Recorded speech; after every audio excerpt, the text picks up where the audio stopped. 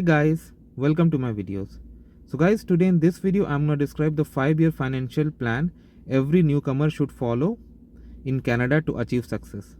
So this is just based on my knowledge and research and of course experience. So like if you take anything out of this, you do it at your own risk. So guys, when you land in a new country like Canada, you feel urgency or you feel excited or you feel motivated, no doubt. Why? To earn fast, to settle fast, to prove something to you and others who you care about, right?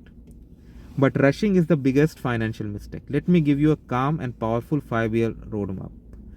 The first year is for survival. Don't go for show offs.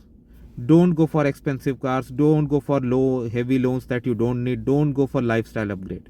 Focus on stability. Make your income sources steady.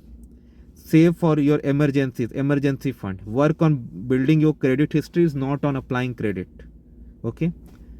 So this is like making your foundation. Like when a house is made, when a house is constructed, even if it's like 1 floor, 2 floor, or multi-floor, first point is foundation. The stronger foundation you have, stronger building it will be, right? Year 2 is strengthening. Now you have a solid foundation. It's time to strengthen it.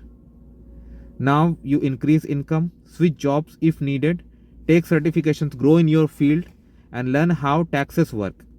Because saving on taxes using legitimate ways is also a very important aspect that you should look for.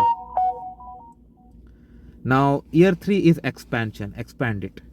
Start investing slowly. Maybe explore side income, increase savings. Now money starts working for you. Year 4 is to position yourself.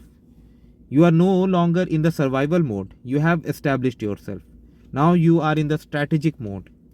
Think about property, long-term life and investing, business ideas if you are in that field. Okay? And do ample research, what you have to do. Year 5 is about scaling.